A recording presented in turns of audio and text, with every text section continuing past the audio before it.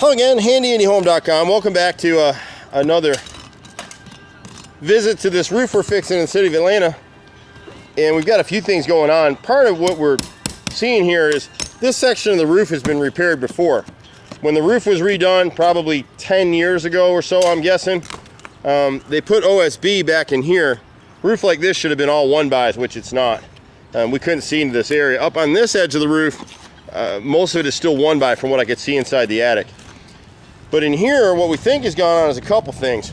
We think a tree limb out of one of these trees hit this roof in this section at one point, probably made a small hole and they let it go.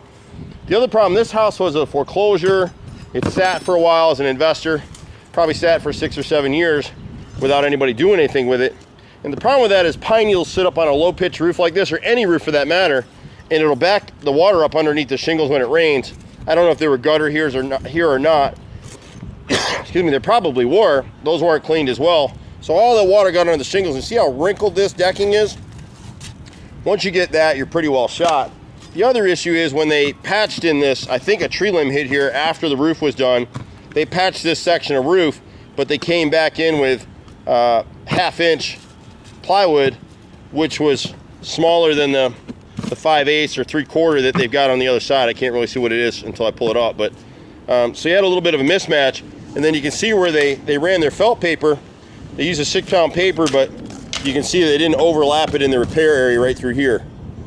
So any water that got in just went right in. It just went right through the little crease under the shingles. So we've been able to pull most of these older shingles. We'll be able to reuse a lot of this stuff, so you won't really notice the repair so much when we're done with it. But it's a slightly larger field than what we thought it was. So we'll get after it. We got some sun today, and we'll be able to knock this out today. But at least you can kind of add this up. It's really hard for us to know what's gone on here without knowing the history of the house, but you can see where they actually made a patch here and here, and they've got another patch headed towards my brother. So I'm thinking that probably a large tree limb hit right here at one point in time, and this is how the insurance guys did this. Unfortunately, a lot of those guys do the very cheapest work. That's the only way they can make any money in that part of our business. So we're going to go ahead and replace this vent boot. It's shot anyway, so we'll need to add that to the ticket. But outside of that, we should be in good shape here. I'm Andy, HandyAndyHome.com, 770-912-2829. See you at the next house. Bye.